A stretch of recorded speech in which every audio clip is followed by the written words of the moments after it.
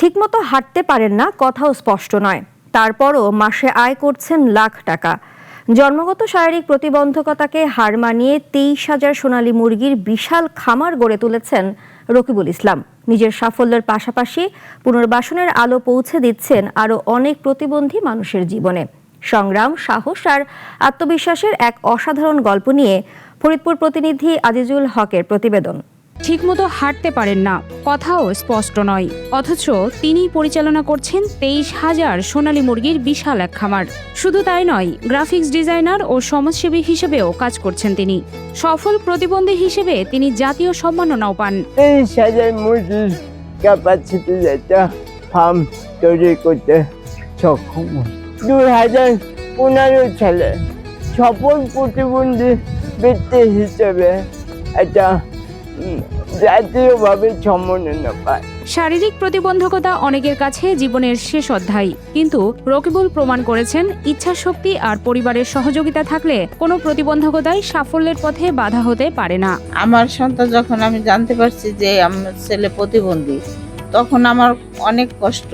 অনেক মানুষ অনেক কথা বলছে, কিন্তু তারপরেও আমাকে সেটা মাইনে নিতে হবে।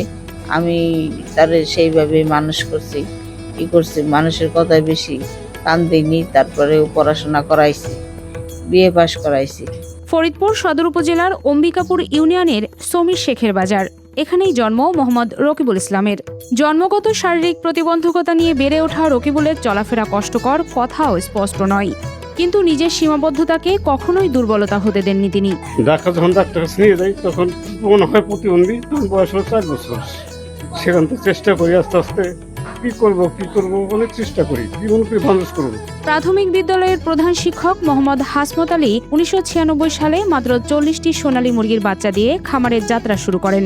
আমার বাবা তৎকালীন সময় সম্ভবত 96-97 সালে একটা বেসরকারি প্রাইমারি স্কুলে জব করত।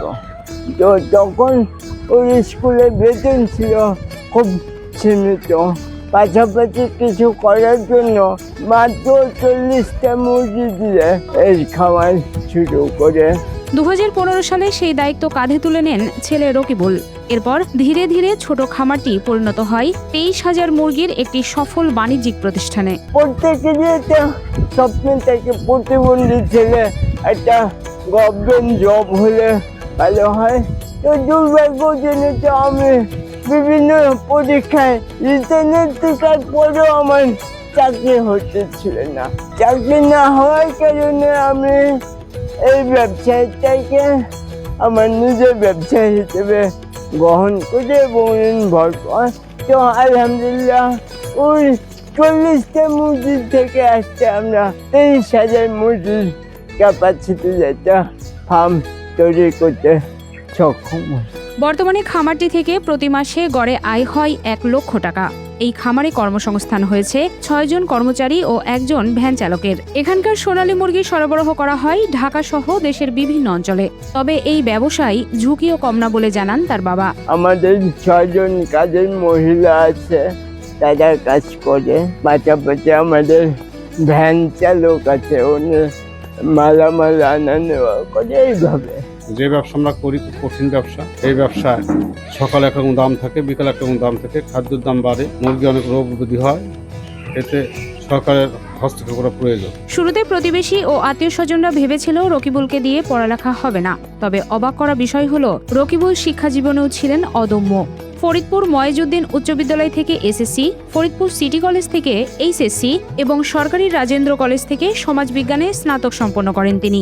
সমাজের লোক, আমার ফ্যামিলির লোক, আমার আত্মীয় স্বজন ভাবছিল যে এইকে দাদা পড়ালেখা করা সম্ভব না। যখন আমি ক্লাস 4 থেকে 5-এ রোল নম্বর 1 হয়, তখন তারা একটা মনে মনে আমাকে নিয়ে ভাবতে শুরু করে, না একে পড়ালেখাটা করাতে হবে। তবে পড়ালেখা শেষ করতে তার অনেক কাঠখড় পোড়াতে হয়েছে। আমি যখন জেলা স্কুলে শিখতে ভর্তি হতে গেলাম, আমি চান্স পেয়েছিলাম পরীক্ষা দিয়ে। তো আমার প্রতিবন্ধিতার কারণে তারা আমাকে ভর্তিটা নেয় না। নানা ধরনের প্রতিকূলতাকে মোকাবেলা করে রকিবুলের পড়ালেখা করতে হয়েছিল। প্রথমে আনসার হাই স্কুল ভর্তি করতে যাই, ভর্তি করে না। তারপরে মসজিদ হাই স্কুল নিয়ে যাই, ভর্তি করে না। তারপর ফোর্থ হাই স্কুল নিয়ে যাই, ভর্তি করে না। শেষ পর্যন্ত আমার এক খালা শাশুড়ি হাই স্কুলের মিস্টার সেনানারা বেগম কবিরবাগ, ওনার অনুরোধে মসজিদ হাই স্কুলে ভর্তি করা হয়। ওখানেও কিছুদিন থাকার পরে আর থাকতে পারি না, অনেক বাধার সৃষ্টি হয়। কলেজে পড়াশোনায় বাধার সৃষ্টি হয়েছে। ও তো সাধারণত ফ্লোর ছাড়া লিখতে পারে না, ও লিখতে হয় ফ্লোরে বাম হাত দিয়ে, এই জন্য অনেক বাধার সৃষ্টি হয়েছে। রকিবুল পড়ালেখা শেষ করার পর গ্রাফিক্স ডিজাইনের প্রশিক্ষণ নিয়ে বর্তমানে বিভিন্ন প্রতিষ্ঠানকে স্বল্প মূল্যে ডিজাইনের সেবাও দিচ্ছেন। দাদা বাইরে একটা কাজ করতে গেলে, একটা ব্যানার বা পোস্টার ডিজাইন করতে গেলে সময় লাগতো, টাকা বেশি লাগতো।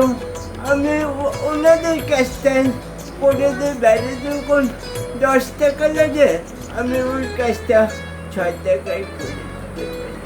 নিজের সাফল্যেই থেমে থাকেনি রকিবুল। প্রতিবন্ধী মানুষের জীবনমান উন্নয়নে কাজ করছেন দীর্ঘদিন ধরে।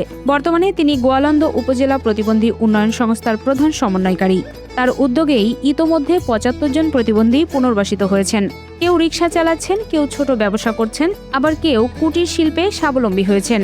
আলহামদুলিল্লাহ, ওই সংগঠনের মাধ্যমে আমরা 75 জন প্রতিবন্ধী ভিক্ষুককে পুনর্বাসিত করার সক্ষম হয়েছি। তারা বর্তমান কেউ রিক্সা চালায়, আমাদের একটা ঝাড়ু প্রকল্প আছে, ফুল ঝাড়ু তৈরি করে, কেউ হকারি করে, এবং তারা এখন সমাজে উন্নয়নের মূল সাথে তারা সম্পৃক্ত হয়েছে। রকিবুলের এই পথ চলায় সবচেয়ে বড় শক্তি ছিল তার পরিবার। বাবা মায়ের অক্লান্ত পরিশ্রম, স্ত্রীর সহযোগিতা এবং নিজের অদম্য ইচ্ছাশক্তি তাকে এনে দিয়েছে আজকের এই সাফল্য। তার সংসারে 2 সন্তানও আছে। সবাইকে নিয়ে তারা ভালোই আছেন। আমরা সবাই আব্বু আম্মু, আমার 2 ছেলে এবং আমার স্বামী, আমরা ভালোই আছি। আমার স্বামী একাই, ওর কোনো ভাই বোন নাই। আমরা এই 6 জন মিলে অনেক ভালো আছি। এবং অন্যান্য প্রতিবন্ধীর মতো যে ও মানে বাইরে কোনো কারো কাছে সাহায্য না, ও নিজেই সবকিছু করে এবং নিজে কম্পিউটার শিখে, নিজে গ্রাফিক ডিজাইন শিখে, এগুলো সবকিছু নিজেই করে। সমাজের প্রতিবন্ধী মানুষকে করুণা নয়, সুযোগ আর সম্মান দেওয়ার বার্তা দিচ্ছেন রকিবুল ইসলাম। তার জীবনের গল্প থেকে বোঝা যায় যে শরীর নয়, মানুষের সবচেয়ে বড় শক্তি তার মনোবল। সেই মনোবলই বদলে দিতে পারে একটি জীবন, এমনকি বদলে দিতে পারে আরো অনেক মানুষের ভাগ্য। আর তিনি সবসময় অন্য প্রতিবন্ধীদের কথা ভেবেছেন, তাদের জন্য কিছু করতে চেয়েছেন। যারা সমাজে অবহেলিত প্রতিবন্ধী, তারা তো আরো অবহেলিত, তাদের জন্য আমাদের কিছু করার দরকার। ওই সিকোয়েন্স থেকে আমরা একটা সংগঠন গড়ে তুলে, যার নাম ফরিদপুর বহুমুখী প্রতিবন্ধী কল্যাণ সংস্থা। রকিবুল ইসলাম খুব সুন্দর একটা প্রশ্ন তুলেছেন। মাসিক 900 টাকা ভাতা দিয়ে একজন প্রতিবন্ধী ব্যক্তির আসলে কি উপকার হয়? চলার জন্য একজন মানুষের এই টাকায় কিছুই হবে না। এই ভাতা আরো বাড়ানোর দাবি এই যুবকের। বর্তমান প্রতিবন্ধী ভাতা হয় মাত্র 900 টাকা। 900 টাকা একটা প্রতিবন্ধী ব্যক্তির জন্য কি বা হয়? এই ভাতা থেকে ভাতা হিসেবে না যেতে সম্মানের হিসেবে দেখে একটু বাড়ানোর জন্য আমার দাবি। জন্মগত শারীরিক প্রতিবন্ধকতা, চলাফেরা ও কথা বলার সীমাবদ্ধতা, এসবই ছিল রকিবুল ইসলামের জীবনের বাস্তবতা। কিন্তু সেই বাস্তবতাকে হার মানিয়ে তিনি শুধু নিজের ভাগ্যই বদলাননি, কর্মসংস্থান সৃষ্টি করেছেন আরও অসংখ্য প্রতিবন্ধী মানুষের।